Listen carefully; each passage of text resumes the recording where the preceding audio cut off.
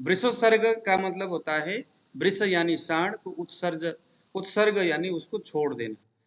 यहाँ पर शब्द है कि मिश्र संग तत्राग्नि कार्यम, किसी प्रकार के वो जो अग्नि कार्य यानी कि उस सांड के पीठ में अग्नि को लगा करके उस सांड को छोड़ दिया जाता है ताकि धर्म जिंदा रहे इस व्यक्ति का, या इस व्यक्ति ने जो भी धर्म किया है उस धर्म का उचित फल स्वर्ग में या नरक में कहीं भी ये जाएगा तो उसको मिले, इस भाव से उसको छोड़ दिया जाता है धर्म संरक्षण के लिए। वृषोत्सर्ग मिश्र संज्ञक नक्षत्र में कौन कौन से नक्षत्र है मिश्र का? विशाखा और कृतिका। अब आ गया लघु संज्ञक नक्षत्र, लघु यानी हल्का। हस्त, अश्विनी, पुष्य और अभिजित, यह जो नक्षत्र है यह हस्त संज्ञक नक्षत्र है। लेकिन हमारे 27 नक्षत्र में अभिजित नक्षत्र नहीं आता। अभिजित नक्षत्र वो इसीलिए नहीं आता क्योंकि अभिजित नक्षत्र एक्चुअली क्या है, ये नक्षत्र जो आकाश में है ना, जो 360 डिग्री का जो ये है जहां पर अश्विनी भरणी आदि, ये वैसा ही है। अब किसी ने पूछा कि सर क्या नक्षत्र उतना ही होते हैं क्या, 27 नक्षत्र होते हैं क्या, सिर्फ 9 ही ग्रह होते हैं क्या? तो ग्रंथकार का कहना है कि नहीं, नक्षत्र तो अनगिनत है, लाखों करोड़ों नक्षत्र है, इतने की कोई उसको गिनती हम नहीं कर सकते। ऐसे ही ग्रह भी अनंत है। क्या? ग्रह भी अनंत है। ग्रह भी अनंत, लाखों ग्रह है इस दुनिया में, लेकिन हम सिर्फ 9 ग्रह, 12 राशि और 27 नक्षत्र को ही क्यों लेते हैं? तो इसका अर्थ है कि एक आदमी एक कुएं के नीचे गिर गया, कुएं के नीचे गिर गया, और उस कुएं से वो जब ऊपर की ओर देखता है तो उसको सिर्फ उस कुएं की ऊपरी वाली जो भाग है उससे ऊपर जो आकाश उसको दिखता है, उतने आकाश से उसको ताल्लुकात है। वो उतने ही चीजों को देखता है रोज जो कुएं के अंदर है, बाहर तो आ नहीं सकता, लेकिन उतने आकाश को वो देखता है और उतने आकाश में जो तारामंडल है उन्हीं को वो गिनता रहता है। तो हमारे इस पृथ्वी में, जो इस भूलोक में, भूलोक भी क्या, ये जो हमारी जो पृथ्वी है, यहाँ पर अगर हम बैठे हैं तो यहाँ से आकाश जब हमें दृष्टिगोचर होती है तो वो लिमिटेड एरिया है, वो संपूर्ण संपूर्ण जो जो वृत्त जो आकाश है, अनंत जो आकाश है, वो सभी अनंत हमें दिखाई नहीं देता। जितना हमारे सिर के ऊपर जो आकाश का जो एक वृत्तकार है, जितना हमारे नजर में आता है वो सभी को हम देखते हैं, और उतने का प्रभाव, उतने का ताल्लुकात हमारे साथ है।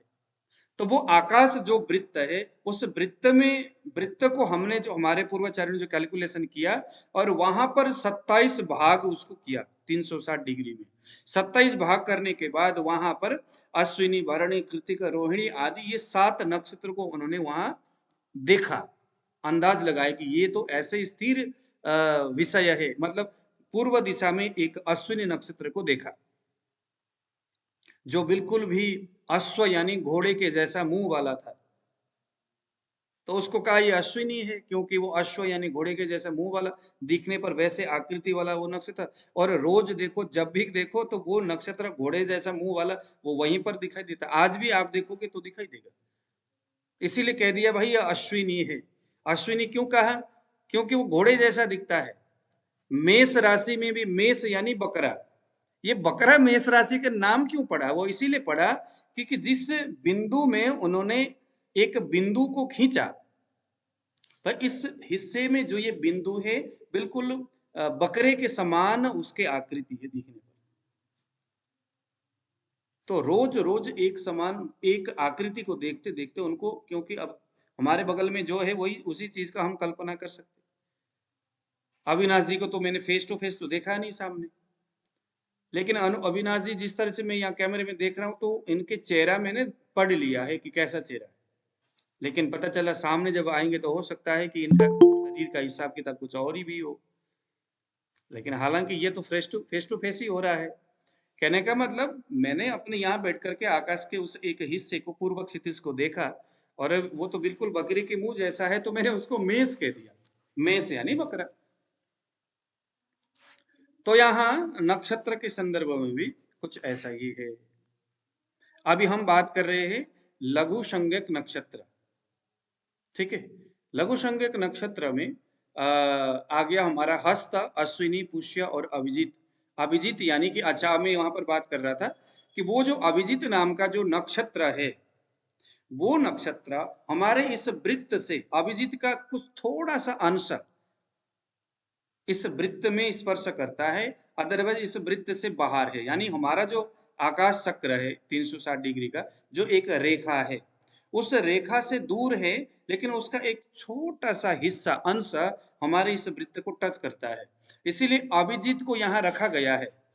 अभिजीत को जस्ट कैलकुलेशन करने के लिए कहीं कहीं जरूर होता है, इसीलिए पता है अभिजीत जो है बड़ा पवित्र एक नक्षत्र है, ऐसा करके मानते हैं। लेकिन अभिजीत इस 27 नक्षत्र के इस कैलकुलेशन में नहीं आता, क्योंकि उसका कोई अस्तित्व नहीं है वहां पर कैलकुलेशन के लिए। संपूर्ण अस्तित्व नहीं है, थोड़ा सा कुछ हिस्सा उसका दिखता है। कुछ लोगों का मानना है कि 2 सेकेंड का हिस्सा वहां दिखता है। 2 सेकेंड का मतलब है, अगर हम कहेंगे कि 13.20 अंश, ये एक नक्षत्र का मान है, एक नक्षत्र का एक एरिया है। लेकिन इसका कितना है, इसका है समथिंग 0 पॉइंट समथिंग कुछ अंश अभिजीत का है। तो 0 पॉइंट है, उसका कोई मान नहीं है, थोड़ा सा हिस्सा पकड़ा है उसने, तो इसलिए उसको कोई कैलकुलेशन नहीं करते।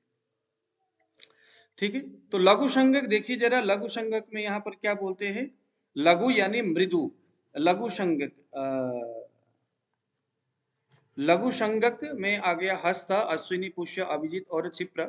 तो यह जो लघु संज्ञक जो नक्षत्र है, यह किसी के साथ मैत्री करने के लिए, क्योंकि पहले जमाने में क्या होता था कि पहले जमाना क्या, जब हम थे बचपन में, तो भी जो नाविक है उसके साथ मैत्री करते थे। मैत्री करने का बड़ा प्रचलन था तब। आप लोगों ने भी सुने होंगे, भगवान श्री राम जी ने विभीषण जी के साथ क्या किया, मैत्री किया। तो ये मैत्री करने के लिए भी मुहूर्त देखा जाता था, किसी के साथ मित्रता करना है। अब आज के संदर्भ में हम मैत्री कहाँ करते हैं, मैत्री हम करते हैं बिजनेस में, बिजनेस पार्टनर हम हो रहे, तो मैत्री हो रहा है उस दिन। तो जिस दिन हम पार्टनर हो रहे हैं, उस दिन हमने देखना है कि लघु संज्ञक जो नक्षत्र है, क्या उस नक्षत्र में चंद्रमा है क्या। नक्षत्र है का मतलब है कि उस नक्षत्र में जिस दिन चंद्रमा आएगा उस दिन की बात हो रही है यहाँ पर। ठीक है, मृदु संज्ञक एक नक्षत्र आ गया। अब मृदु संज्ञक नक्षत्र मृगशिरा, रेवती, चित्रा, अनुराधा, यह मृदु संज्ञक नक्षत्र है। मृगशिरा, रेवती, चित्रा और अनुराधा मृदु संज्ञक नक्षत्र है। मृदु संज्ञक नक्षत्र में गीता, अंबर, क्रीड़ा, मित्र कार्यम, विभूषणम। जिस दिन आपने ज्वेलरी खरीदना है, आपने गोल्ड खरीदना है, कोई आभूषण आपने खरीदना है, आपके घर में जागरण लगाना है, कोई गीत वादन मौज मस्ती वाली कोई चीजें करनी है, लेकिन पार्टी वार्टी नहीं, दारू की पार्टी के लिए नहीं देखना। घर में ऐसे कोई शुभ कार्य जहां पर संगीत का काम हो रहा है। क्रीड़ा, कहीं पर आप, अब क्रीड़ा का मतलब है मौज मस्ती करना, कहीं आप पार्टी में चले गए, अथवा पहले लोग पिकनिक में जाते थे, ऐसा प्रचलन था पिकनिक में, है ना, अपने इष्ट मित्र सारे लोग मिले, कुछ कुछ पैसे कलेक्शन किए और बस पिकनिक चले गए। आज के संदर्भ में कहीं हम टूर में जा, जैसे कभी हम घूमने के लिए कहीं मनाली चले गए, कभी जो जो कभी घूमने के लिए नहीं गया, ऐसे यात्रा करने के लिए हम छोटी छोटी यात्रा करते, जिस यात्रा में हमारी पारिवारिक यात्रा जो होता है, तो इस तरह के यात्रा भी मित्र कार्यम, एक दूसरे दोस्त के साथ हम मुलाकात कर रहे। तो इन सभी में हम मृदु जो मृदु या मैत्री संज्ञक जो नक्षत्र जिसके ऊपर हमने मृगशिरा, रेवती, चित्रा और अनुराधा, इसमें हमने करना है। अब आ गया तीक्ष्ण और दारुण संज्ञक नक्षत्र। तीक्ष्ण नक्षत्र देखिए जरा, मूल, ज्येष्ठा, आर्द्रा और श्लेषा, यह है तीक्ष्ण नक्षत्र। मूल, ज्येष्ठा, आर्द्रा और श्लेषा, तीन नक्षत्र। तो मूल, ज्येष्ठा और श्लेषा, तो यह क्या है, यह तो गंडमूल का ही नक्षत्र है, आर्द्रा नहीं है। लेकिन आर्द्रा भी बीच में अगर लगाओगे, भाई यूं लगा लो कि गंडमूल की ये नक्षत्र मूल, ज्येष्ठा और श्लेषा, ये तीनों ही अभुक्त गंडमूल है, ये बड़ा भयानक गंडमूल है। अच्छा, ग्रंथ में लिखा हुआ है श्लेषा, ज्येष्ठा और मूल, इन नक्षत्रों के एकदम अंतिम अंतिम पाव, खत्म होने वाला है बस नक्षत्र, उस अंतिम अवस्था में, इस नक्षत्र के अंतिम अवस्था में किसी व्यक्ति का जन्म होता है, तो समझ लो ये बहुत घातक है। या तो एकदम प्रारंभ में, या तो समथिंग, ज्यादातर अंतिम अवस्था में किसी का जन्म होता है उस नक्षत्र के। तो यहाँ पर क्या है कि यहाँ पर एक गंड मूल का मतलब क्या है? मूल यानी वो एक ऐसे, आप देखो जरा, गंड मूल के सारे जो, या तो केतु है उसके स्वामी, या तो बुध है, या तो केतु है या तो बुध है। अब केतु और बुध जो है, ये जो नक्षत्र जिस राशि में पड़ते हैं, वह राशि भी जल और अग्नि महाभूत प्रधान राशियां हैं। आप उसको जाकर के देख लेना कौन कौन से राशि में हमने ये बताया है। अग्नि और जल महाभूत प्रधान राशियां हैं, वो सारे केतु और बुध इनको लीड करते हैं। तो यहाँ पर पूरी तरह से अग्नि और जल महाभूत, इन दोनों के क्षोभ से एक प्रकार का उतल पुतल ये जीवन में मचा देता है, ये महाभूत के आधार पर भी। और अगर यह नक्षत्र अष्टम स्थान में पड़े, अष्टम के संधि में पड़े, आप नोट करिए जरा इस गंडमूल को, यह नक्षत्र षष्ठ अष्टम द्वादश के संधि में पड़े, संधि का मतलब है पंचम से षष्ठ, पंचम खत्म होकर के छठे भाव में जाने वाला है, या सप्तम भाव खत्म होकर के अष्टम भाव में जाने वाला है, या एकादश भाव खत्म होकर के द्वादश भाव में जाने वाला है। इस संधि स्थान में वह नक्षत्र है, मतलब नक्षत्र के स्वामी है वहां पर, और गंडमूल के अभुक्त है और नक्षत्र के अंतिम अवस्था में है। तब तो आप आंख बंद करके उस व्यक्ति को कहो कि बुरा हाल है इसका। अब यहां पर हमने ये देख लिया कि यह किस तरह का नक्षत्र है। ये तीक्ष्ण नक्षत्र है ये। तो तीक्ष्ण नक्षत्र के लिए क्या बोला है? तत्र अविचार घात उग्र भेद पशु दमादिकम। देखो जरा, इस दिन भी हमें कोई इस तरह के कार्य नहीं करना चाहिए, शुभ काम तो करना ही नहीं चाहिए। अविचार कर्मणि, अविचार का मतलब है मारण मोहन वशीकरण, ये सारे अविचार माने हुए। मारण मोहन वशीकरण, ये सारे अविचार कर्म है। किसी को मारने के लिए, किसी को सताने के लिए, किसी को बर्बाद करने के लिए, जो भी उल्टे पुल्टे टोना टोटका करते हैं, तो वह जो क्रियाएं हैं इस दिन किया जाता है, करने वाले लोग तीक्ष्ण दारुण नक्षत्र में करते हैं। अविचार, मारण मोहन आदि कर्म कब किया जाए? तो अब इसी नक्षत्र में, यानी कि यह जो तीक्ष्ण नक्षत्र है इसमें किया जाए। घात उपघात कर्म, उग्र भेद, उग्र कर्म कुछ करना है आपने। पशु दमन आदि, पहले जमाने में जानवर को काट करके बलि दिया करते थे, तो पशु दमन करने के लिए भी, यानी बलि देने के लिए भी पहले पहले लोग देखते थे इन स्थितियों को, नक्षत्र वगैरह। तो इसी उग्र नक्षत्र में ही ये सारी चीजें करते। अब देखो जरा, एक आ गया अधोमुख संज्ञक नक्षत्र। अधोमुख संज्ञक नक्षत्र है मूल, श्लेषा, विशाखा, कृतिका, पूर्व फाल्गुनी, पूर्वाखाड़ा, पूर्व भाद्रपद, भरणी और मगा, यह सभी अधोमुख संज्ञक नक्षत्र है। अब ये अधोमुख संज्ञक नक्षत्र को हम दो भाग में देखेंगे। पहला है कि अधोमुख नक्षत्र संज्ञक नक्षत्र में जन्म लेने वाला आदमी ये कैसा होगा? गंभीर विचार वाला होगा, गंभीर विचार वाला, विमर्श, आत्म विमर्श करने वाला होगा, मनी मन चिंतन करते रहने वाला होगा, कल्पनाशील होगा, एकदम कल्पना। आप में से देखना जरा कौन कौन के नक्षत्र इसमें आ गया अधोमुख में? मूल, श्लेषा, विशाखा, कृतिका, पूर्व फाल्गुनी, पूर्वाखाड़ा, पूर्व भाद्रपद, भरणी और मघा। किसी का आ गया? निधि जी, रचयिता जी, आप लोगों को मैंने कहा था इसीलिए कि नक्षत्र का नाम याद करो। मेरा सर मृगशिरा। किस किस का आ गया? निधि जी, आपका कौन सा नक्षत्र है? सर उत्तरा फाल्गुनी। उत्तर फाल्गुनी, उत्तर फाल्गुनी तो यहाँ नहीं है, चलो बच गए आप। रचयिता जी आपका कौन सा नक्षत्र है? सर मुझे तो पता ही नहीं है। ले देखो ये गलत बात है ना। अब आपको पता ही नहीं है आपका डेट ऑफ बर्थ, फिर देखो अपना डेट ऑफ बर्थ होने से ना इंसान प्रॉपर तरीका से एस्ट्रोलॉजी सीखता है, मतलब सीखता तो वैसे भी फिर भी है ही, लेकिन अपनी कुंडली में हमेशा आदमी किसी भी सूत्र को लगाता है, क्योंकि बड़ा दिलचस्प होता है ना यार, हाँ मैं देखूं जरा मेरा है कि नहीं, मेरे में बंदा चला जाता है। चलिए ठीक है, आपका नहीं है, आप बच गई, नहीं तो फिर सारा बवंडर आपके ऊपर आ जाना था। डेट ऑफ बर्थ ना होना भी बड़ी शांति की बात है। मनोज जी आपका है क्या ये अधोमुख संज्ञक नक्षत्र?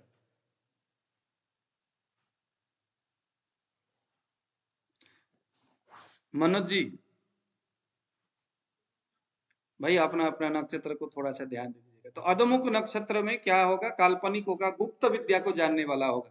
गुप्त विद्या यानी कि जैसे हमारा ज्योतिषी हो गया, जमीन के अंदर कहाँ सोना है, कहाँ हीरा मोती है, कहाँ सर्प है, कहाँ क्या कुछ है, गुप्त विद्या। गोताखोर, भूमिगत कर्म करने वाला, जमीन के अंदर जाकर के काम करने वाला। अधोमुख नक्षत्र, अधोमुख संज्ञक नक्षत्र में जन्म लेने वाला आदमी अगर इन सेक्टर में जाकर के काम करे तो जल्दी सफल होता है। वैसे भी बड़े मानसिक रूप से है ना एकदम अंतर्गामी होता है। अंतर्गामी का मतलब मन ही मन कुछ न कुछ सोचते रहने वाला, विचारशील होता है। अधमुख संज्ञक नक्षत्र में क्या कुछ किया जाना चाहिए? तिर्यंग मुखम मैत्र करा नीलादि ज्येष्ठा अश्वि भानी दिशा मूला एक से अधमुख संज्ञक नक्षत्र मूला ही मिश्रोग्र मदोग मुखम भवे दोषमार्जित। हाँ तो यही हो गया ना, इसमें आपने जमीन के अंदर कुछ भी का आपने कर्म करना है, जैसे किसी दिन नीम खोदना है जमीन में मकान बनाने के लिए, या ऐसे कुछ करना है तो अधमुख संज्ञक नक्षत्र में किया जाए, जमीन के अंदर कुछ करना है।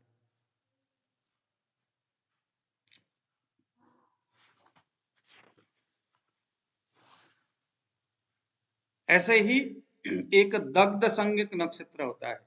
दग्ध संज्ञक नक्षत्र, दग्ध संज्ञक देखिए जरा, रविवार को अगर भरणी नक्षत्र पड़े, किसी व्यक्ति का जन्म रविवार हुआ, पता चला नक्षत्र भरणी है। सर ये दग्ध तिथि की तरह है? हाँ दग्ध तिथि जैसा ही दग्ध नक्षत्र है। सर तिथि और नक्षत्र दोनों ही रविवार को मतलब वो वाले पड़ जाए तो पूरा ही सत्यानाश कर देता होगा। हाँ गया गया फिर तो। सोमवार को चित्रा, मंगलवार को उत्तराखाड़ा, बुधवार को धनिष्ठा, बृहस्पतिवार को उत्तरा फाल्गुनी, शुक्रवार को ज्येष्ठा और शनिवार को रेवती। यह जो नक्षत्र है ये क्या है? यह दग्ध संज्ञक नक्षत्र है। इन नक्षत्रों में कोई भी शुभ काम करना नहीं चाहिए। दग्ध संज्ञक नक्षत्र विशेष करके देखना होता है। बस वही बात है कि उत्तर उत्तर हमने दग्ध संज्ञक बार, दग्ध संज्ञक नक्षत्र, और उस दिन आपका जन्म नक्षत्र में कोई पापी ग्रहों का प्रभाव, उत्तर उत्तर चीजें आप देखते जाइए। सभी सूत्र को एक एक करके ना, आज के बाद जो भी हम चीजें पढ़ेंगे छोटे छोटे शब्द में उसको नोट करते जाइए और हर एक कुंडली को सामने रखिए और उसके बाद सभी सूत्र को लगाते हुए जाइए। इसको याद करने का एक ही यही तरीका है। वैसे कंठस्थ करने के लिए बैठेंगे तो फिर तो पागल हो जाएंगे।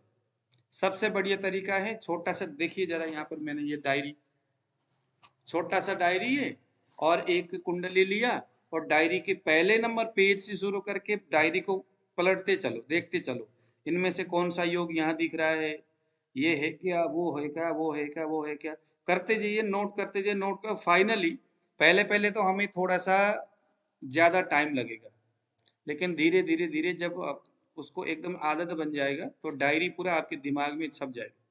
लेकिन आदत वैसी होनी चाहिए। अब हम बात करेंगे जन्म नक्षत्र के आधार पर। अब आप सर ये वाला बता दो सर, ये जो ऊर्ध्वमुख संज्ञक के बाद वाला है ना, इसका मतलब क्या है? अच्छा, जी ऊर्ध्वमुख सर। का मतलब हो गया ऊपर की ओर मुंह है जिसका, आर्द्रा, पुष्य, श्रवण, धनिष्ठा, शतभिषा, यह ऊर्ध्वमुख वाला हो गया। ऊर्ध्वमुख यानी कि ऊपर की ओर मुख है।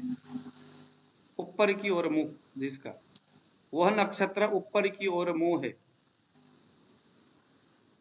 ऊर्ध्वमुखी है ये।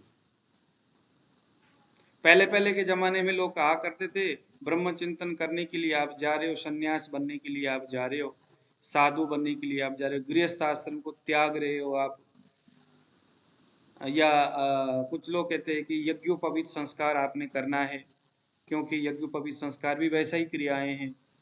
आप घर छोड़ करके कहीं आप जो है ब्रह्मचर्य पालन करने के लिए आप जा रहे हो, तो ऐसे कंडीशन में ऊर्ध्वमुख संज्ञक नक्षत्र का आपने ध्यान देना। तिर्यक मुख का मतलब होता है ऐसे तिरछा, इधर और उधर। तिर्यक यानी तिरछा, ऊर्ध यानी ऊपर, अध यानी नीचे।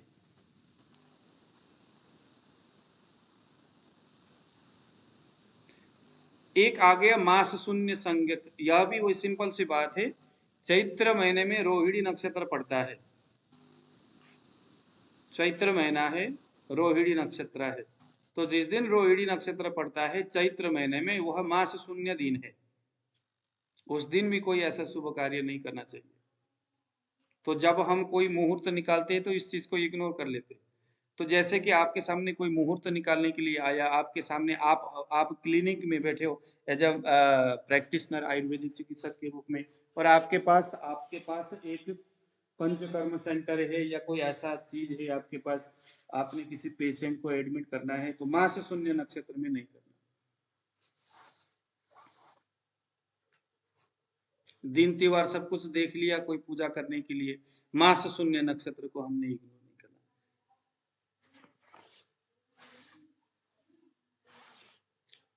अब एक ना, आज हम बहुत महत्वपूर्ण विषय को आज हम पढ़ेंगे, और मैं तो इस चीज को मैं क्या बताऊं, ये तो भूरी भूरी प्रशंसा। जितने भी ज्योतिष के ग्रंथ है उन सभी बुक में आपको यह सिद्धांत मिलेगा, और कोई ऐसा ज्योतिषी है नहीं जो कि इससे अछूता है। मतलब हर कोई ज्योतिषी इस सूत्र को लेकर के ही आगे चलता है। तो इसके ऊपर आप लोगों ने एकदम ज्यादा से ज्यादा ध्यान देना है। इसका नाम है नवतारा। ज्योतिष में नक्षत्र विज्ञान बोला जाता है ज्योतिष को, है ना, क्या बोला जाता है? नक्षत्र विज्ञान। ज्योतिष बेसिकली नक्षत्र के आधार पर ही काम करता है, बाद में राशि के आधार पर बना दिया गया। कुछ पाश्चात्य सभ्यता, पाश्चात्य विचारधारा वाले कुछ बुद्धिजीवी आए और उन्होंने निरेन सिद्धांत को स्वीकार करते हुए राशि को उन्होंने कह दिया, चाहे जो मर्जी हो जाए, पूर्व दिशा में मेष है उसी को हम लग्न मानेंगे, लाल किताब उसी के आधार पर है। लेकिन नक्षत्र विज्ञान जो है स्वयं में बड़ा ही जबरदस्त है। नक्षत्र के आधार पर यदि आप कैलकुलेशन करना सीख लिए, और मैंने ये सोचा है कि अभी आपको मैं पहले पूरा नक्षत्र विज्ञान, और अभी मैं जो आपको पढ़ा रहा हूँ ना, यदि इसी के आधार पर भी अगर आपने काम कर लिया, तो कहने का मतलब एक ये है, और एक सुदर्शन चक्र बोलते हैं उसको, सुदर्शन चक्र। सुदर्शन चक्र और ये आज का नवतारा, इन दोनों का नक्षत्र में बहुत बड़ा रोल होता है। इन दोनों के आधार पर आप इंडिविजुअली कुंडली देख सकते हैं। आपको कोई ग्रह घुमाने की जरूरत नहीं है, कोई दशा घुमाने की जरूरत नहीं है, यही पर्याप्त है। तो उस विधि को भी हम सीखेंगे। सर्वतोभद्र चक्र बोलते हैं उसको, तो सर्वतोभद्र चक्र, लेकिन अभी हम सीखेंगे नवतारा। देखिए, नवतारा का मतलब होता है कि नक्षत्र के आधार पर 9 ऐसे स्थान। आप लिखिए जरा, जिस नक्षत्र में आपका जन्म हुआ है उसको हम कहेंगे जन्म नक्षत्र। अब ये कुछ सूत्र है, ये बुक में नहीं है, मतलब अभी मैं पहले जो आपको बता रहा हूं वो तो बुक में है, लेकिन दूसरे नंबर में मैं आपको बता रहा हूं वो बुक में नहीं है, वो हमारे गुरुजी द्वारा दिया हुआ है वो सूत्र। और मैंने पिछले बार भी नहीं दिया, लेकिन इस बार आप लोगों ने क्योंकि मैथमेटिकल एस्ट्रोलॉजी के साथ आप लोगों ने चलने के लिए इच्छा जताया, और इतना बोरिंग होने के बावजूद भी आप लोग उसमें टिके रहे, तो अब आपको तो ये सारी चीजें देना बनता है मेरा। तो देखो, जन्म नक्षत्र, जिस नक्षत्र में आपका जन्म हुआ है वह है जन्म नक्षत्र। उस नक्षत्र का आपके पूर्व जन्म और इस जन्म के भाग्य के साथ बड़ा नाता होता है, बड़ा हिसाब किताब होता है। वह नक्षत्र आपके लिए मुख्य नक्षत्र है। जब भी कभी किसी काल खंड में आपने अपने बारे में कुछ जानना है तो उस नक्षत्र के ऊपर चलने वाले ग्रहों के ऊपर ध्यान देना है। कौन सा ग्रह इस नक्षत्र के आगे पीछे घूम रहा है। जैसे मेरा रेवती नक्षत्र है। सुकृति जी, आपका कौन सा नक्षत्र बोल रहे थे आप? आप लोग सभी लोग पतविसा। अपने अपने जन्म पतविसा। नक्षत्र को नोट करिए। आप पतविसा। लोगों के अपने अपने जन्म नक्षत्र उसके रचयिता जी, आप अपने मम्मी, अपनी बहन, अपने भाई, किसी के भी आप जन्म नक्षत्र नोट कर लो। कोई एक आधार होनी चाहिए ना नक्षत्र के लिए। किया नोट? सभी लोग अपने जी सर। अपने जन्म नक्षत्र को नोट करें। जो आपका जिस नक्षत्र में आपका जन्म हुआ है वह आपका जन्म नक्षत्र हुआ। ठीक है।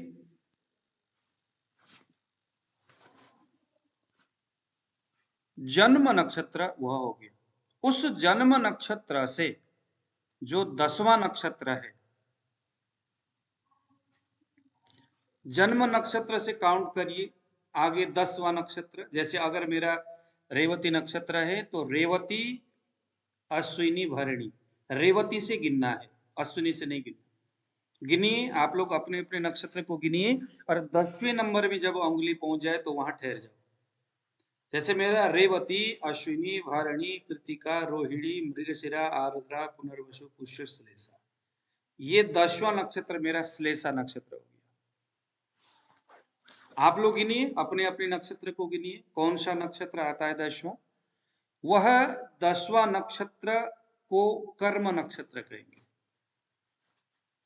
उसको कहेंगे कर्म नक्षत्र।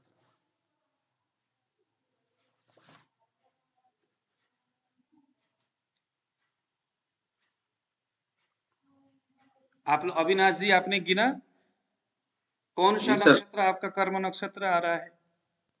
सर जन्म नक्षत्र मृगशिरा है, कर्म नक्षत्र चित्रा आ रहा है। चित्र आ मृगशिरा। रहा है। आप देखिए जरा, जन्म नक्षत्र, अब इसके फलित भी हम साथ साथ में लेकर के चलेंगे। जन्म नक्षत्र यदि पाप पीड़ित है, पाप पीड़ित का मतलब है कि शनि है, सूर्य है, केतु है, यह जो पापी ग्रह है वह ग्रह, अच्छा पाप पीड़ित अशुभ, वह नक्षत्र के अशुभ होने के 3 जो संकेत है उसको आप नोट करिए जरा। नक्षत्र कब बुरा फल देगा आपके इनके। पहले नंबर में लिखिए शनि, सूर्य और केतु उस नक्षत्र में गोचरवश अगर पहुंचते हैं तो ये पापी ग्रह उस नक्षत्र को दूषित करेगा, उसको पीड़ा देगा। शनि, सूर्य और केतु, ये वाराह मिहिर नाम के एक बुक है, मैं उसके संदर्भ में बता रहा हूं। शनि, सूर्य और केतु। किसी नक्षत्र में यदि मंगल, देखो मंगल को वहां पर उसमें काउंट नहीं किया। मंगल उस नक्षत्र में पहुंचते ही अगर बकरी हो जाए, हमने पढ़ा है ना बकरी क्या है, मार्गी क्या है, उस जगह में जाकर के बकरी हो जाए या उस नक्षत्र में बकरी हो जाए या बकरी होते हुए वहां जाए। वैसे बारामीर ने तो ये कहा है कि उस नक्षत्र में पहुंचकर बकरी हो जाए, तो समझ लीजिए कि यह उस नक्षत्र के लिए घातक परिणाम देने वाला है। वह नक्षत्र ट्रांजैक्शन में या दशा या आपके जन्म कुंडली में यदि आपके जन्म नक्षत्र में मंगल है और वहां बकरी है तो ये आपके जीवन को, आपके जीवन में, आपके भविष्य के लिए, आपके व्यवस्था के लिए, आपके खुद के लिए बड़ा भयानक परिस्थितियां वो क्रिएट करेगा शारीरिक रूप से। जिस नक्षत्र में मंगल बैठा हुआ है जन्म जिस कुंडली में। नक्षत्र, नहीं नहीं नहीं नहीं नहीं, जन्म नक्षत्र में यदि आपका जन्म नक्षत्र रेवती है और उस रेवती नक्षत्र में मंगल जाके बैठा है और वक्री होके बैठा है, पंचांग में कहा वो नक्षत्र, हाँ वो बैठेगा सर मतलब कैसे? सर मंगल रेवती नक्षत्र में जाकर के बैठेगा कैसे? मंगल कहीं भी बैठे वो आपके जन्म नक्षत्र होनी चाहिए। मंगल आपके जन्म नक्षत्र में अगर बैठता है और बकरी होता है तो ये आपके जीवन को उथल पुथल कर देगा। उथल पुथल होने के लिए और भी चीजें मैंने आपको पहले सिखाया था, जो पहले हमारे क्लास में आए थे। उथल पुथल होने के लिए वह नक्षत्र अष्टम, द्वादश और षष्ठम भाव में नहीं होनी चाहिए। वह राशि, जिस राशि में वह नक्षत्र है, आपका जन्म नक्षत्र है, वो 8, 6 और 12 भाव में नहीं होना चाहिए और वह उस भाव में के संधि में नहीं होनी चाहिए। संधि का मतलब है कि उस भाव में जाने ही वाला था या उस भाव से निकलने वाला था, बस। आ रहा समझ में? रजनी जी आया समझ में? देखिए, आपका मान लीजिए कि आपका अश्विनी नक्षत्र है और अश्विनी नक्षत्र कौन से राशि में पड़ता है? अविनाश जी बताइए, अश्विनी नक्षत्र कौन से राशि में पड़ता है? मेष राशि में मेष सर। राशि में पड़ता है। मेष राशि 12वें भाव में था और आपका जो लग्न है वृष राशि है, तो मेष राशि कहाँ पड़ा? 12वें भाव में। 12वें भाव के अश्विनी नक्षत्र का मतलब क्या है? यह उस मेष राशि का प्रारंभिक बिंदु है, यानी 11वें भाव को नष्ट करके, खत्म करके अभी अभी 12वें भाव में आया है। अश्विनी नक्षत्र के एकदम प्रथम पाद के भी बहुत कम अंश में, मतलब शुरू में फर्स्ट पाद कितने अंश का होता है? 3/20 का। तो मान लो कि 3 अंश 20 कला, इसका प्रथम पाद हो गया 13 अंश, 13 समथिंग कितना है? 13-30 या 13-20 है एक नक्षत्र 13-20 सर। 13-20 13-20 है। तो 13-20 में से पहला पाद 3-20, 3-20 है 3-20 ही है सर। 3-20 है। हाँ, तो 3-20 हो गया पहले पाद। अब इसका जन्म हो गया 1 में, यानी इसका जन्म हो गया अश्विनी के, अश्विनी नक्षत्र में अगर है तो 1 में हो गया, मान लो 1 अंश में ही जन्म हो गया, मतलब एकदम प्रारंभिक अवस्था में हो गया। इसका मतलब 11वें भाव को खत्म करके अभी अभी 12वें पे रखा है, अश्विनी का मतलब है। तो हम कहेंगे क्या बात है, मंगल यहीं आकर के बकरी हो रहा है अश्विनी नक्षत्र में, और अश्विनी नक्षत्र अभी भी पैर टिक करके बैठा हुआ, चंद्रमा यहीं पर है अश्विनी नक्षत्र के प्रथम पाद में, और इसका यह तो जन्म नक्षत्र भी है और मंगल अभी भी वहां पर बकरी हो रहा है। अब हम क्या कहेंगे, इस आदमी के शरीर को रोग होगा। क्यों? क्योंकि 12वें भाव रोग के लिए जाना जाता है। आ रहा है समझ में? सर आपका कहने का मतलब है 12वें घर में चंद्रमा मेष राशि में है, इसीलिए वो अश्विनी नक्षत्र हो गया, और अश्विनी नक्षत्र का पहला चरण वहीं पे 12वें घर में मंगल बैठा हुआ है, जो कि उस रेट्रोग्रेड हो गया, व्यक्ति का मतलब जो ग्री- मंगल है, देखो किसी व्यक्ति का वृष राशि है, वृष राशि का लग्न है, वृष राशि का लग्न होने का मतलब मेष राशि उसके 12वें भाव में आ गया। ध्यान से सुनना है, ठीक है सर। मेष ठीक राशि है। के बारे में, मंगल अश्विनी नक्षत्र के प्रथम चरण में है, इसका मतलब है अश्विनी नक्षत्र को मेष राशि में आता है। तो फाइनली हो गया कि मंगल बकरी होकर के इसके मेष राशि में, यानी इसके जन्म कुंडली के 12वें भाव में आ रहा है, इसके जन्म नक्षत्र में, क्योंकि उसका जन्म नक्षत्र अश्विनी था। अब क्या करेगा ये, इसने इसके जन्म नक्षत्र को पीड़ित किया है मंगल ने, तो हम कहेंगे पीड़ित चेत, भयानक समस्याएं उसके शरीर में होगा, शारीरिक कष्ट उसको होगा। बकरी मंगल तो है, लेकिन ट्रांजैक्शन में शनि भी देख रहा है या वहां बैठा है मेष राशि में। अब हमने ज्यादा से ज्यादा विपत्ति को देखना है और हमने वहां पर ज्यादा से ज्यादा शुभता को भी देखना है कि मेष राशि में मंगल तो गया है बकरी होकर के, शनि की भी नजर है, केतु की नजर, बड़ा भयानक विस्फोट होने वाला है, हॉस्पिटल में पहुंचने वाला, क्योंकि द्वादश भाव हॉस्पिटल का, मंगल जो है कि रक्त से रिलेटेड, एक्सीडेंट से रिलेटेड, तो हमने कहा कि ये तो यार एक्सीडेंट होकर के हॉस्पिटल जाने वाला है बंदा, लेकिन साथ में बृहस्पति की नजर है तो हम कहेंगे हाँ थोड़ा बहुत सुधार देगा, चोट तो लगेगा लेकिन शायद हॉस्पिटल तक न जाए। शुक्र की भी नजर है, हाँ एक्सीडेंट तो होगा, हॉस्पिटल नहीं जाएगा, सामान्य इसके शरीर को बल की हानि करेगा या सामान्य कुछ होगा, कंट्रोल कर रहा है दोनों शुभ ग्रह। आ रहा समझ में? हमने एक स्थिति को देखना है और उसके बाद हमने कितने बुरा प्रभाव उसके अंदर जा रहा है, शनि भी देख रहा है, केतु भी देख रहा है, विच्छेदात्मक ये सारे ग्रह, राहु भी देख रहा है, राहु, शनि, केतु, मंगल, सब सूर्य, ये सभी विच्छेदात्मक ग्रह है। इनका जितना से जितना प्रभाव द्वादश भाव में होगा उतना उतना उस भाव से संबंधित फल को व्यक्ति से दूर करेगा।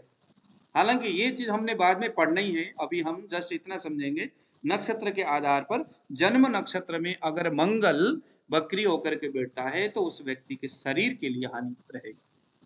समझ में आया सभी को? रंजीत जी को आया समझ में? सुकृति जी कैमरा खोलिए, रंजीत जी कैमरा खोलिए, आप लोगों को चेहरा हमें पढ़ने को नहीं मिलता। ये नाड़ी का वो उसका क्लास थोड़ी है, ये ज्योतिष की क्लास में तो चेहरा पढ़ना होता है।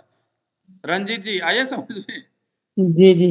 हाँ, तो सुकृति जी आप लोग एक 12 खाना बनाओ और आपका जो लग्न है, लग्न देखो कौन सा है और देखो कि आपका जन्म नक्षत्र कहाँ पड़ रहा है, जन्म नक्षत्र किस भाव में बैठा हुआ है, जन्म नक्षत्र किस भाव में पड़ रहा है। अगर आपका जन्म नक्षत्र मेष अश्विनी है तो इसका मतलब ये मेष राशि में है। आप देखो आपके लगने के हिसाब से मेष राशि कहाँ पड़ता है, वहीं पर अश्विनी नक्षत्र है। तो इस हिसाब से देखिए कि आपका अश्विनी नक्षत्र कहाँ पड़ता है। वैसे शायद मैंने एक फोटो तो डाला तो था पहले, आप लोगों को पता है वो फोटो मैंने दिखाया था मैंने एक बार, मैं यहाँ पर दिखाता हूँ आप लोगों को,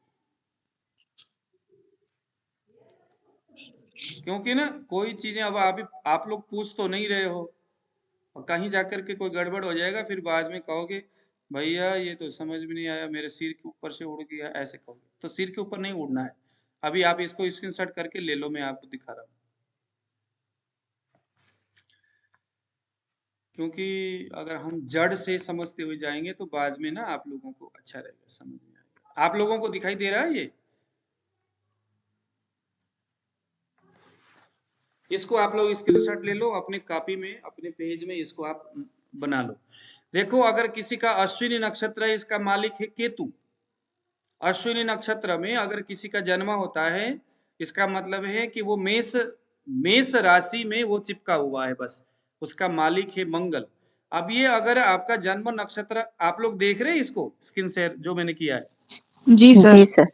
अब किसी का जन्म अश्विनी नक्षत्र में हुआ है, अश्विनी नक्षत्र में किसी का जन्म हुआ, यानी मेष राशि में किसी का जन्म हुआ और नक्षत्र है अश्विनी, इसका मतलब क्या हो गया, आपका जन्म नक्षत्र क्या हो गया, अश्विनी, और आपके नक्षत्र का मालिक कौन हो गए, केतु। हमने पढ़े थे ना पहले, इसको आप नोट कर लो। अब क्या है कि आपके जन्म कुंडली में अश्विनी आपका जन्म नक्षत्र हो गया, जन्म नक्षत्र में मंगल नीच होकर के बैठा, मंगल जो है बकरी होके बैठा है। देखिए यहाँ पर मंगल है ना, यहाँ पर अश्विनी नक्षत्र में बैठा। अब अश्विनी नक्षत्र यानी मेष राशि, मेष राशि तो मंगल का खुद का घर है, तो मंगल अपने घर में आया है, लेकिन बकरी होने से आपकी ये जन्म नक्षत्र होने की वजह से ये आपको तंग करेगा। अगर आपका अगर सर ये हमारा जन्म नक्षत्र ना नहीं होता तब कोई दिक्कत वाली बात नहीं है। हाँ, अगर जन्म नक्षत्र ये ना हो तो कोई दिक्कत नहीं है। ठीक है। तो इनमें से देखिए मेरा रेवती नक्षत्र कहाँ पड़ रहा है, ये जो चार्ट है ना इसको आप देख लो, आपको रेवती नक्षत्र देखो मेरे द्वादश भाव में पड़ रहा है, मालिक इसका बुध है, मेरा रेवती नक्षत्र है। अब ये मेरा जन्म नक्षत्र हो गया। अब यहाँ पर अगर मंगल बकरी होकर के आ जाए ट्रांजेक्शन में, अभी मैंने पंचांग में देखा तो यार मंगल तो रेवती नक्षत्र में आया हुआ है बकरी होकर के। अब मेरे तो 12वें भाव में मीन राशि में रेवती नक्षत्र पड़ता है, और वहीं पर अगर अभी मंगल बकरी हो जाए तो क्या होगा, मेरे को ये हॉस्पिटल पहुंचा देगा। आ रहा समझ में? सर एक सर, चीज ये सब पूछनी है चीजें- इसमें। हाँ निधि जी आप पूछ लीजिए पहले, फिर मैं पूछती हूँ। मैं सिर्फ ये पूछना चाह रही थी कि ये सब चीजें जो है हर बार चेंज होती रहती होंगी, हर साल हर दिन में? नहीं नहीं, नक्षत्र तो वही रहेगा, आपका जन्म नक्षत्र वही रहेगा हमेशा। तो नहीं, जन्म नक्षत्र सेम रहेगा, लेकिन जैसे मंगल उसमें आ गया या आ गया तो वो चीज हाँ, चेंज होती मंगल है? कभी आएगा कभी जाएगा, ग्रह जो है वहां पर घूमते रहते हैं। देखो राशि हमेशा एक ही रहेगा। जहां पर आपके जिस 12 खाने में जहां एक बार राशि पड़ गया, समझ लो वो बार बार वहीं रहेगा, हमेशा वहीं अच्छा। रहेगा।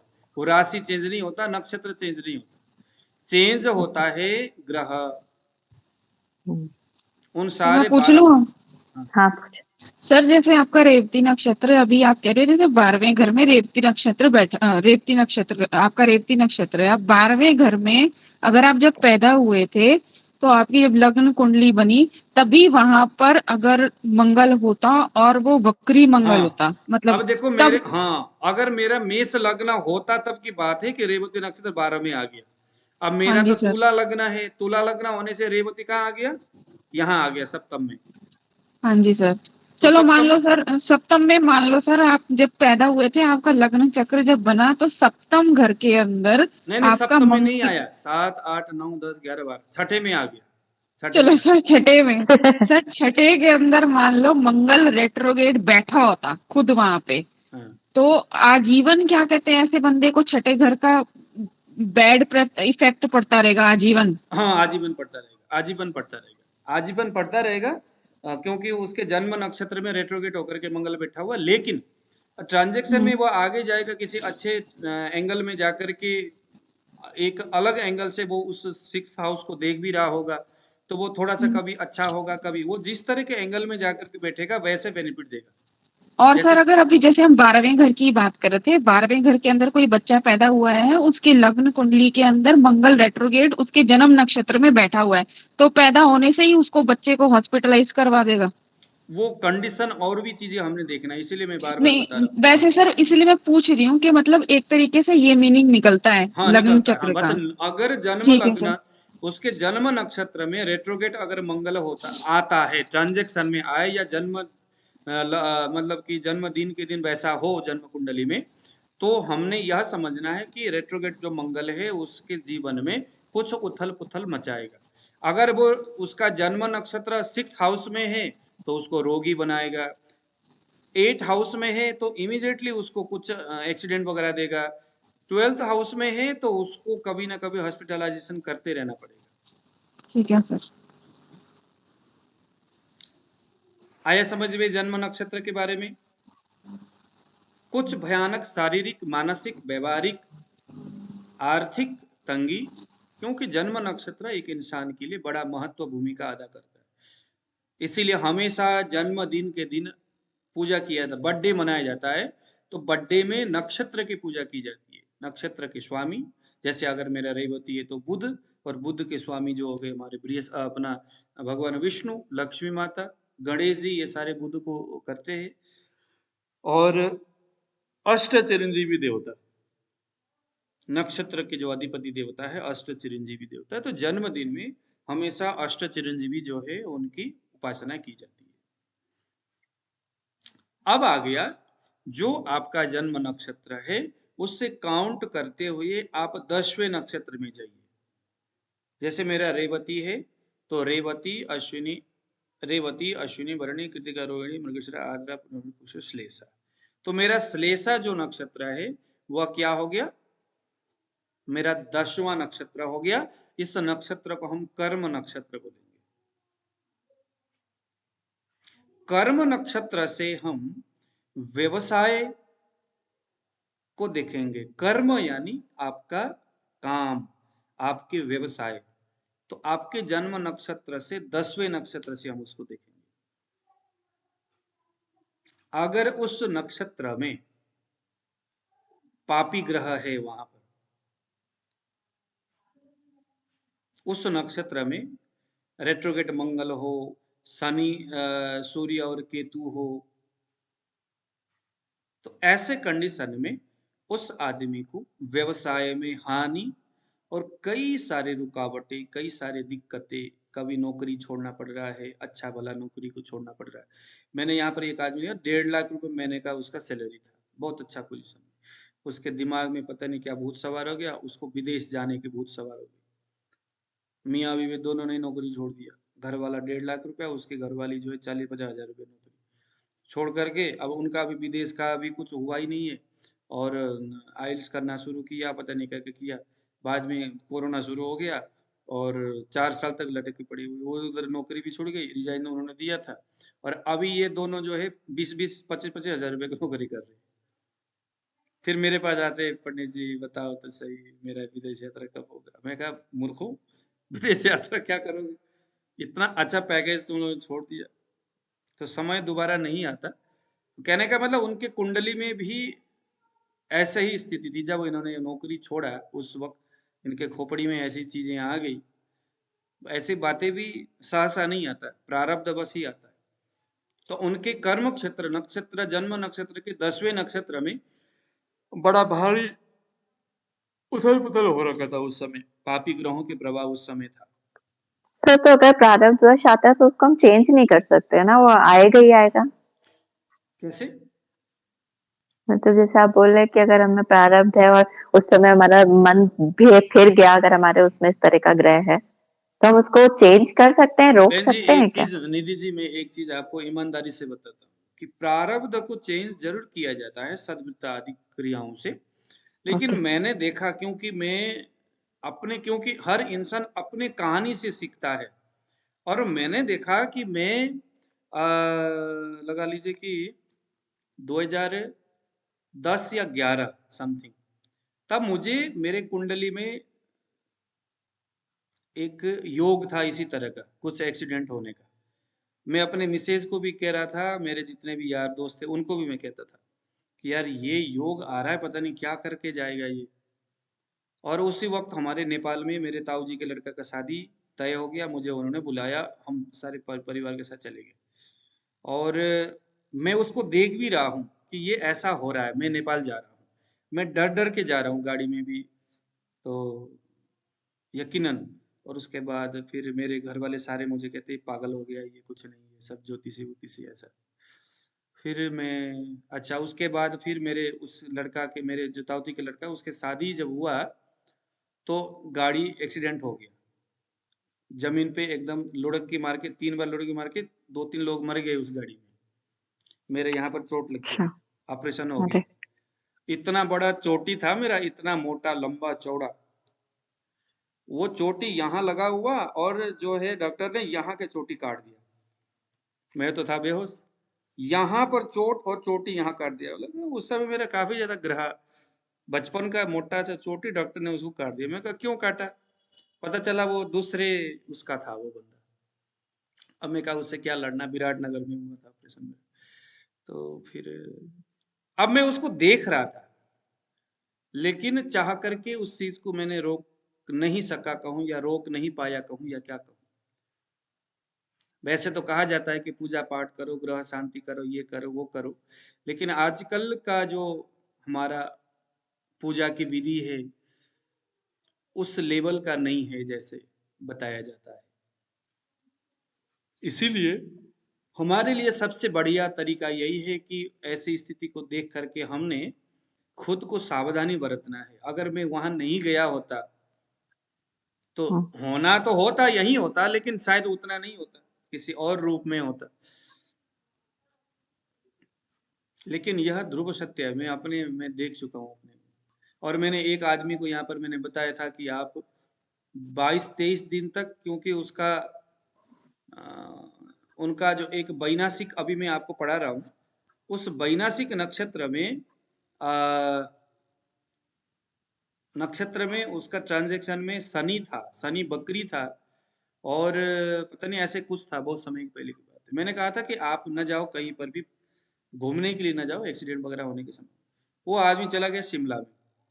और वो जो होता है ना, स्केटिंग करते हैं, एक ऐसा फिसलने वाला, क्या बोलते हैं उसको, आइस के ऊपर स्केटिंग करते हैं वो लोग। हाँ सर, आइस स्केटिंग ही होती है वो। वो एक होता है ना डंडा जैसा होता है ऐसा करके, हाँ जी, हाँ जी। उसमें चढ़ करके वो स्केटिंग कर रहा था, तो फिसल गया। पता नहीं क्या हो गया, इधर पेड़ और दोनों टांग अंदर जाके घुस गया उसका। हाँ, एक पैर उसका फ्रैक्चर हो गया। अच्छा, वो मेरे बात में तो उसके घर वाली बड़ी मानती थी मुझे कि ये वो कहते मैं सर मानते नहीं, वो क्या करे। मैं कहा, चलो मेरे को तो पता नहीं था। फिर बाद में वो आ गई 1-1.5 महीने के बाद मेरे पास, ऐसे ऐसे हो गया, 2-3 लोगों को लेके आई हूँ। तो फिर कुछ ऐसे घटनाएं हैं जो कि, लेकिन सही टाइम में हमारा दिमाग इन सूत्रों में पहुंचता नहीं है, बस ये भी है। कभी कभी आपके पास आ गुरु तो गया, सूत्र तो पक्का है, मतलब है तो सही कैलकुलेशन, लेकिन हमारा दिमाग जो है ना, फटाफट के चक्कर में ये चीजें फिर वहां पर होता नहीं। इसीलिए मैंने इसलिए आपको कहा था कि ये सूत्र को गु- नोट कर लो। और तो हाँ जी, गुरुजी जैसे कि आप तक से आपने जितनी भी प्रिडिक्शन करी है देख के, तो कितने परसेंट मतलब कि सही रहा है बिल्कुल देखो जो ऐसा आप। है, इन सूत्रों को याद करके, बात है कि इन सूत्रों के साथ अगर मैं प्रिडिक्शन करता हूं तो अच्छा रहता है। इन सूत्रों के साथ डायरी मेरे सामने हो, क्योंकि सूत्र को याद रखना बड़ा मुश्किल होता है, और डायरी मेरे सामने हो और सूत्र मैंने बड़ा ध्यान से किसी आदमी का मैंने देखा तो अच्छा पता चलता है। और एक नेपाल में एक, आप तो नेपाल के बहुत सारे लोगों को तो मालूम ही नहीं होगा, नेपाल एक चहके नाम का एक बुक है नेपाल में। आप तो वो बुक कहीं मिलता ही नहीं है, लेकिन मेरे पास है, मैं आपको दिखाता हूँ। मैंने आप लोगों को भी चहके पढ़ाना है। ये नेपाल के बुक है, लेकिन नेपाल में भी आज कहीं नहीं मिलता ये बुक। श्रुति जी, सुकृति जी है, आप पता कर लो चहके। चहके एक ऐसा जबरदस्त चमत्कारी बुक है कि ये आपको बता देगा। आपके ससुर जी 10 दिन के अंदर मर जाएगा। आपके घर के बाहर बाहर एक पेड़ है, इतने दिन के बाद वो टूट जाएगा। ऐसा बताता, इतना एक्यूरेसी है वो। लेकिन बस ये है कि सूत्र छोटे छोटे दिमाग में रखने वाली बात है। आपका जितना विशाल दिमाग है, बस मैं आपको सिखाता जाऊंगा, अंदर डालते जाइए, रोज इसको आप याद करते जाइए। ये सब पता करके सर डर भी तो लगता होगा। तो गुरुजी इतनी एक्यूरेसी तो फिर तो मतलब जो आजकल सिस्टम में जो डालते हैं तो सारी डिटेल्स इतनी तो फिर सिस्टम पे भी नहीं दिखाता होगा। हाँ, वही तो है ना कि पता नहीं। अब ऐसा है ना कि मैं आपको वही बात बता रहा हूँ कि ये जो 12 अमीर हो गया, जो ये जो हमारे लघु दर्पण हो गया, इस तरह के जो बुक है, पाराशरी, लघु पाराशरी हो गया, इन पुस्तक को वैसा ही नहीं पढ़ना है जैसे लिखा हुआ है। जहां तक मेरा खुद का अनुमान है, अभी जो मैं आपको पढ़ा रहा हूँ, ये वैसा ही नहीं है जैसा वहां लिखा हुआ है। वहां पता है क्या लिखा है? वहां पर लिखा हुआ है केतु का जो नक्षत्र है वो जन्म नक्षत्र है। 1910, 1919। आपको मैंने पहले विंशोत्तरी दशा के आधार पर पढ़ाया था। केतु का कौन कौन सा नक्षत्र देखिए जरा। अश्विनी, देखिए जरा विंशोत्तरी दशा में अश्विनी नक्षत्र है केतु का, और केतु का दूसरा नक्षत्र कौन सा है? मघा मूल। मगा और मूल है। अश्विनी, मगा और मूल, यह जन्म नक्षत्र हो गया। शुक्र का नक्षत्र कौन कौन से है? भरणी, पूर्व फाल्गुनी और पूर्वाषाढ़ा। यह संपद नाम का ये जो है कि नव तारा में संपद है ये। सूर्य का जो नक्षत्र वो है विपद नक्षत्र। ये लिखना है चंद्रमा क्या का, सर? हाँ लिखना है क्या सर ये?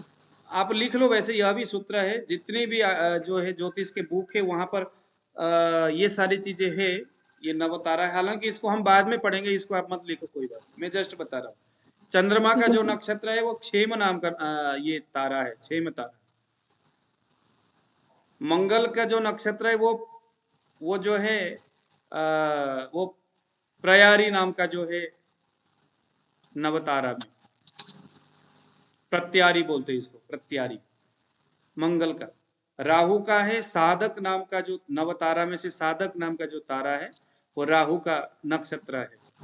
बृहस्पति का नक्षत्र बध, शनि का नक्षत्र मित्र, बुध का नक्षत्र अति मित्र। अब इसको देखने का तरीका है, जब हम नवतारा में जाएंगे तो वहां पर हम पढ़ेंगे। हालांकि अभी भी जो हम पढ़ रहे हैं ये भी नवतारा का, लेकिन ये परिष्कृत है। यह जो मैं अभी पढ़ा रहा हूं ये तो डेफिनेटली आपको चीजें दिखाई देगा। तो कर्म नक्षत्र आपके जन्म नक्षत्र के 10वां नक्षत्र है। अगर वहां पर इस तरह के शनि, सूर्य, केतु या ट्रांजैक्शन में रेट्रोगेट मंगल अगर जाता है तो समझ लो कि आपके व्यवसाय में हानि करेगा। आपके जन्म नक्षत्र के कैलकुलेशन करके 19वां जो नक्षत्र है वह है आधान नक्षत्र। आधान नक्षत्र 19वां नक्षत्र। आधान नक्षत्र यह अगर अच्छा रहा, आधान नक्षत्र, आधान नक्षत्र में आपके जन्म नक्षत्र के 19वां नक्षत्र में जो नक्षत्र आता है उस नक्षत्र को आधान नक्षत्र बोला जाता है।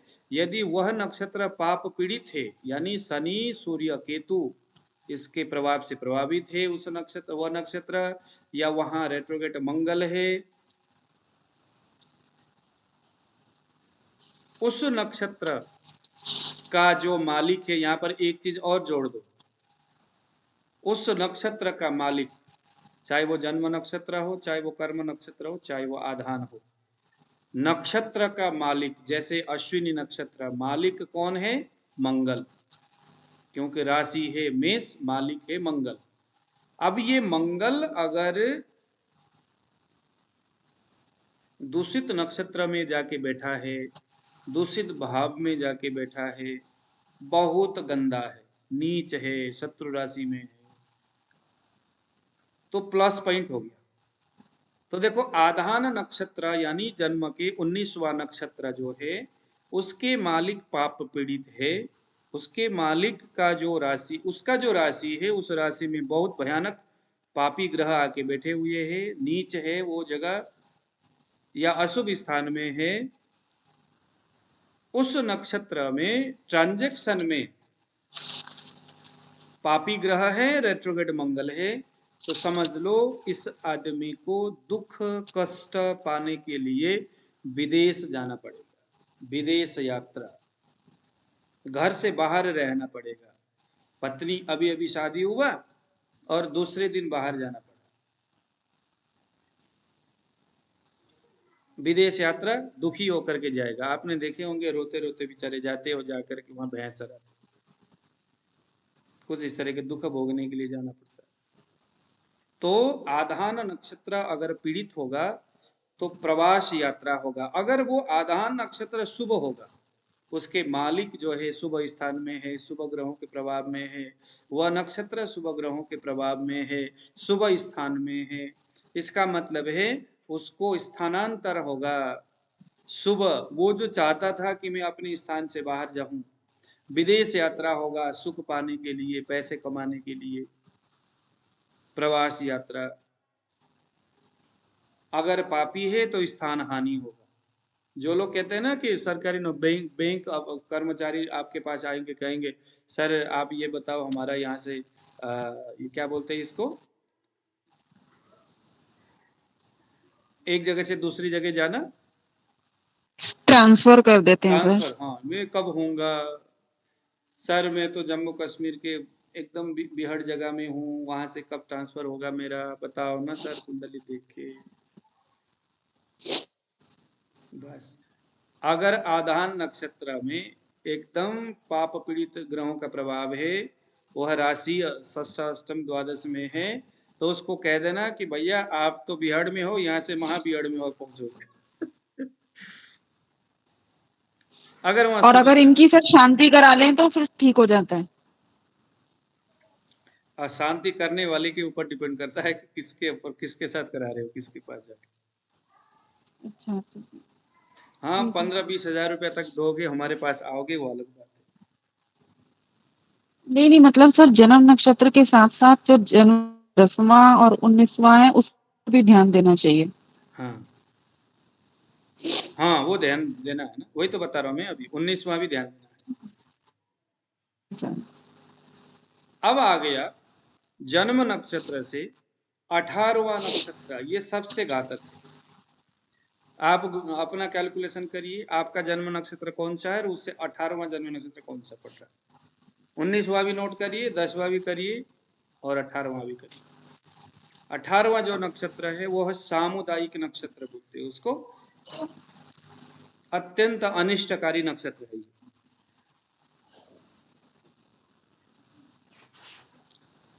अत्यंत अनिष्टकारी नक्षत्र।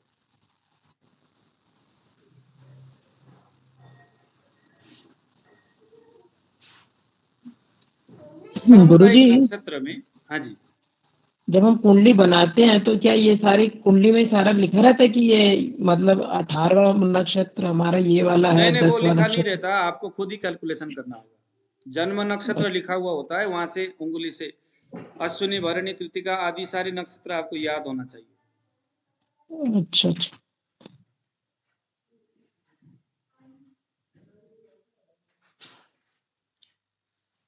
सामुदायिक नक्षत्र को याद किया, 18वां नक्षत्र है, अनिष्टकारी ये नक्षत्र है। यहाँ पर कोई भी पापी ग्रह जाकर के बैठ जाए तो आपके लिए अनिष्ट करेगा।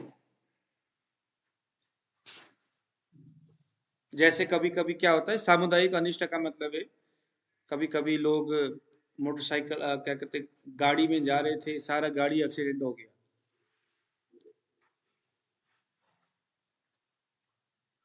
अब आ गया 22वां नक्षत्र। तो सारी गाड़ी एक्सीडेंट हो गया मतलब उसमें सारे लोगों का सामुदायिक नक्षत्र खराब होगा कि एक जन के खराब होने से सबको इफेक्ट हो? आपको तो सभी का सामुदायिक तो नहीं होगा, उसी एक आदमी का होगा। अच्छा। एक चीज, अब आपने एक सवाल किया तो मेरे दिमाग में एक जवाब आ गया। एक चीज आप समझ लो, किसी व्यक्ति का जन्म होना कोई सामान्य नहीं है, किसी व्यक्ति का मुंह से बाणी निकलना कोई सामान्य बात नहीं है, किसी आदमी का किसी दूसरे आदमी के साथ संबंध होना कोई सामान्य बात नहीं है। ये सभी प्रारब्ध के वशीभूत होकर के होता है। अभी आप लोगों को मैं ज्योतिष पढ़ा रहा हूँ, आयुर्वेद पढ़ा रहा हूँ, ये कोई सामान्य बात नहीं है, ये पहले से ही तय है। अविनाश जी हमारे सामने आएंगे, रचयिता जी हमारे सामने आएंगे, पढ़ेंगे एक साथ सभी लोग मिलकर के। ये कोई साधारण नहीं हो रहा है कि मतलब ये ना कि मैंने सोचा और आपने सोचा हम पढ़ गए, इतना तक सीमित नहीं है। ये होने में ऊपर वाला भी कहीं ना कहीं तैयार है, ये होने में ग्रह भी कहीं ना कहीं पहले से ही तैयार है, तभी ये सारी चीजें हो रहा है। एक ज्योतिषी के पास अगर कोई व्यक्ति आता है तो सामान्य नहीं है, वह व्यक्ति भी प्रारब्ध के किसी कर्म के कारण से आ रहा है। वो हमेशा नहीं आएगा और उसके चाहने से भी नहीं आएगा, वो किसी कारण बस एक किसी अपने प्रारब्ध के कारण वो आपके पास आएगा।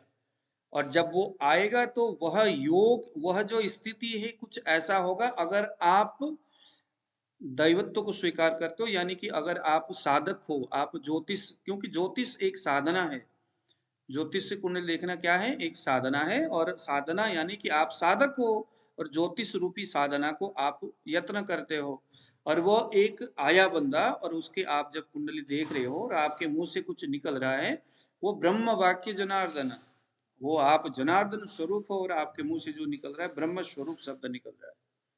और आपने कुंडली देखा, यहाँ पर तो सामुदायिक 18वें नक्षत्र में पापी ग्रहों का प्रभाव है, और आप जब बोलोगे तो वह चीज पक्का होगा। अब वो दूसरे आदमी आप उनके भी पास है क्या ऐसे योग, जरूर नहीं है, लेकिन वो जो आदमी आपके पास आया है उसके पास जरूर होगा। जिस प्रकार से एक सैकड़ों की संख्या में हरिण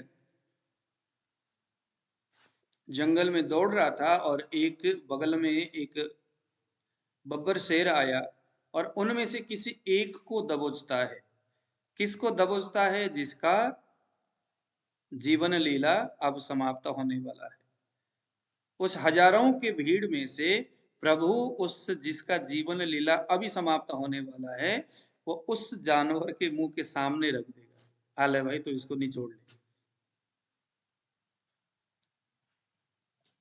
ईशावास्यमिदं सर्वम यत किंचित जगताम जगत, जो कुछ भी है सब इस यानी भगवान के इशारे से चल रहा है।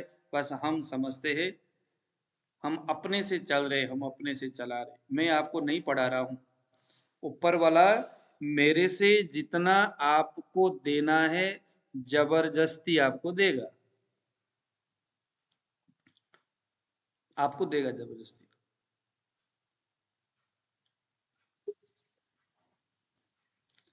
सर, और मैं चाहकर के भी आपको न पढ़ाऊं ऐसा सोच नहीं सकता, क्योंकि आपके प्रभु आपके कर्म आपके साथ है और मेरे से जुड़ा हुआ है इतने भर के लिए। आपके चाहने पर भी आप इसको छोड़ नहीं सकते, क्योंकि आपके भाग में प्रसाद स्वरूप चीजें आ रहा है। तैयारी तो सब वही करता है, ऊपर वाला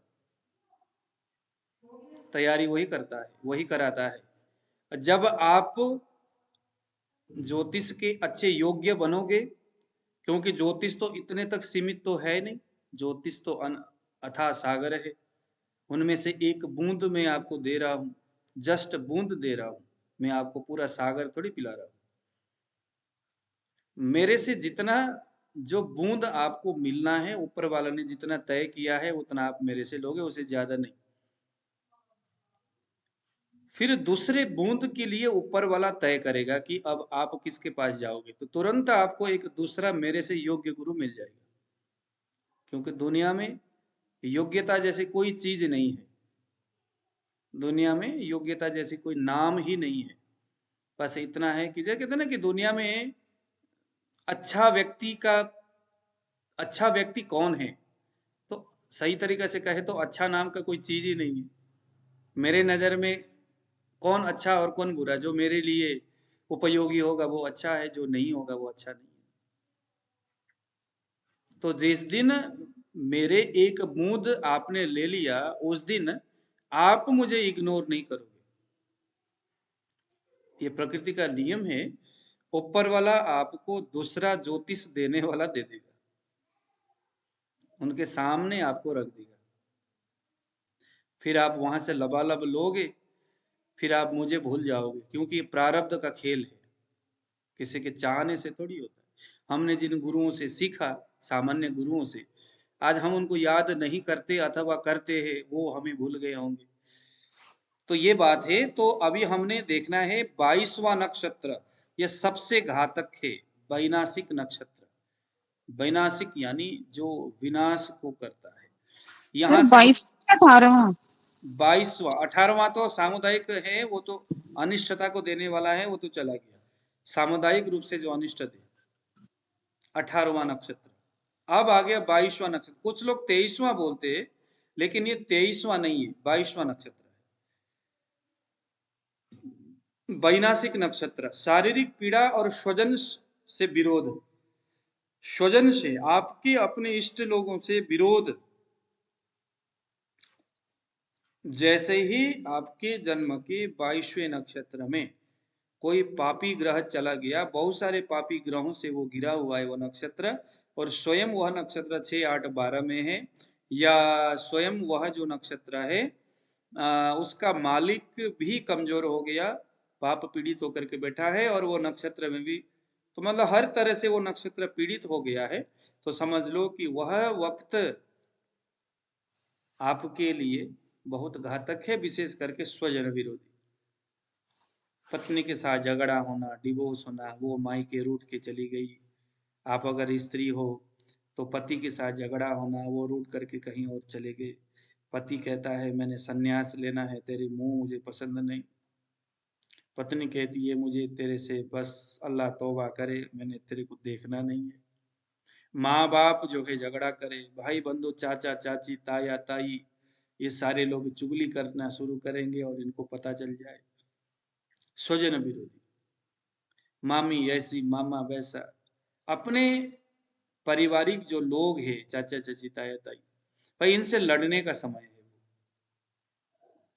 वे आपका विरोध करेंगे, आप उनका विरोध करेंगे, क्योंकि आपके दिमाग में वो ग्रह ऐसा भूसा भर देगा कि उनकी बातें आपको, उनकी अच्छी बातें आपको बुरा लगेगा। चिड़चिड़े जैसे स्वभाव होगा आपका, शारीरिक पीड़ा होगा आपका, विशेष करके हृदय से जुड़े हुए जो व्याधि है वैनाशिक। हृदय क्यों, जो चरक ने जो बताया है ना, त्रिमर्म बताया है, जो मस्तिष्क, नाभि और वस्ती, मस्तिष्क, हृदय और वस्ती, चरक ने बताया है मस्तिष्क, हृदय और वस्ती। सुश्रुत ने बताया है वस्ती, नाभि और हृदय। तो ये त्रिमर्म स्थान है, इनको पीड़ा देगा, इस स्थान में पीड़ा होगा। तो इससे पैरालिसिस वगैरह होने की संभावना होती है। इन मर्मों में अगर आघात होता है तो इंसान सद्य मरण वगैरह हो जाता है। तो वैनाशिक नक्षत्र इस मामले में 22वां नक्षत्र। आप गिनते जाइए और उन नक्षत्र को हमेशा आप ध्यान रखते रहिए। अब 16वां नक्षत्र सांघातिक नक्षत्र बोलते हैं। सांघातिक नक्षत्र मानसिक अशांति के लिए जाना जाता है। सांघातिक नक्षत्र मानसिक अशांति के लिए जाना जाता है। अगर वहां पर इस जगह में पूर्व पहले बताए हुए विधि से, जैसे शनि सूर्य और केतु आके बैठा हुआ है, रेट्रोग्रेड होकर के मंगल बैठा हुआ है, उस सांघातिक नक्षत्र, उस नंबर वाला 16वां नंबर वाला जो नक्षत्र है, वो नक्षत्र का मालिक जाके कहीं पीड़ित होकर बैठा हुआ है, पापी ग्रहों की नजर है, शुभ ग्रहों की दृष्टि नहीं है। निधि जी आ रहा है समझ में? हाँ, आ तो रहा है सर, लेकिन मुझे ये नहीं समझ में आ रहा कि वो कैसे देखेंगे। जैसे अब 22nd नक्षत्र देखा, जैसे मैंने मान लीजिए अपने हाँ वो उससे ठीक है। काउंट अभी आपने, क्योंकि मेरे पुराने क्लास को आपने अटेंड नहीं किया है, तो अच्छा। अभी आप इतना समझ लो कि उस नक्षत्र में, भाई 16वां नक्षत्र तो पता चला ना आपको? हाँ, वो सब समझ में आ हाँ, गया, बस लेकिन वो 16वां हम नक्षत्र में शनि मंगल, रेट्रोग्रेड मंगल ना पहुंचे, वहां पर ना हो, शनि ना हो, बस इतना आप याद कर लो। अभी फिलहाल ठीक है। इतना, क्योंकि अभी बेसिकली अभी हमने वो सारे भाग तो पढ़ा नहीं है ना। अभी हम तो जस्ट, अभी मैं तो क्योंकि जी, जी। पूरे नक्षत्र प्रकरण को सिखा रहा हूँ मैं आपको, तो मैं ओके, चाहता हूँ कि ठीक है। नक्षत्र से संबंध जुड़े हुए विशेष विशेष जो बातें मैं आपको पढ़ाते हुए जाऊं, फिर बाद में जी, एक साथ सारे बातें हो जाए। नक्षत्र के कारण जो संदर्भ है वहां पूरा नक्षत्र पढ़े, राशि के संदर्भ में पूरा राशि पढ़ ले, ठीक है। एक साथ सारा काम हो जाएगा। नहीं तो फिर बाद में क्या क्या पढ़ाना भूल जाऊंगा फिर। हाँ जी, हाँ जी। फिर बाद में जाकर के उसको जोड़ते हुए देखेंगे। अगर हमने कहा कि भाई दृष्टि, तो जब हम दृष्टि पढ़ेंगे तो वहां देख लेना उसको। वैसे अविनाश जी आप लोगों ने तो पढ़ा ही है ना? दृष्टि तो आपको पता ही है ना, 7वां दृष्टि, चौथा दृष्टि, 8वां दृष्टि, ठीक है।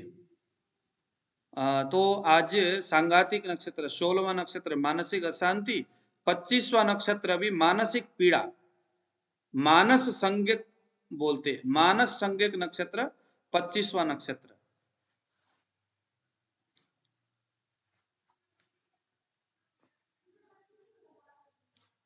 मानस संज्ञक नक्षत्र, जन्म नक्षत्र से 25वां नक्षत्र, यह भी मानसिक पीड़ा देगा।